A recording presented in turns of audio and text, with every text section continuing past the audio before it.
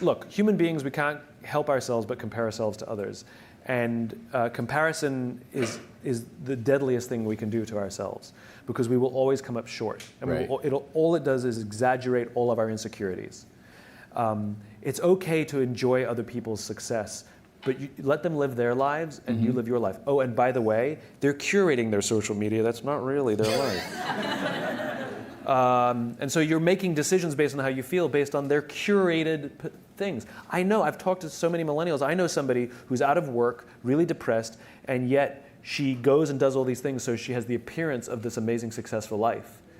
And so now she may be making those decisions based on what her friends, who knows what sort of weird, twisted, exaggerated, circle of depression this is forming. So go back to the rules of the infinite game. Your friends are there to admire. Your friends are there to say, God, I'm so happy for them. What are they doing that I can learn from? I'll give you an example. So we can all fall into this trap. So, in my business, authors and speakers and folks like us, we're all comparing ourselves to each other, and sometimes it can get silly and competitive. And there was, sometimes I go on Amazon and I check the rankings of my books to see that I still have a job. And now and then there was this one author who I hated for no reason. He's very smart. His work's incredibly good. He's incredibly well respected. I respect him, but I hate him. And I would check the rankings of his books. And when I was ahead, I'd be like, yes. And when he was ahead, I was like, right? It would drive me crazy. And I had this weird abstract competition. Same thing, right? Social media happened to be Amazon rankings. Right.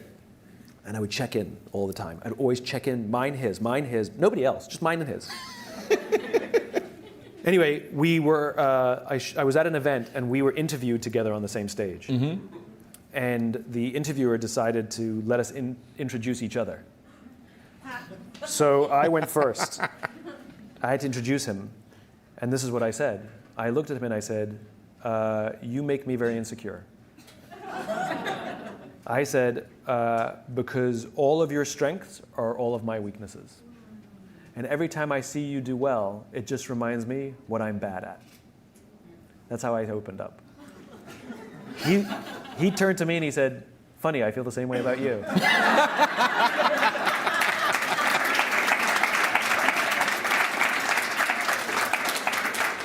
And now we love each other.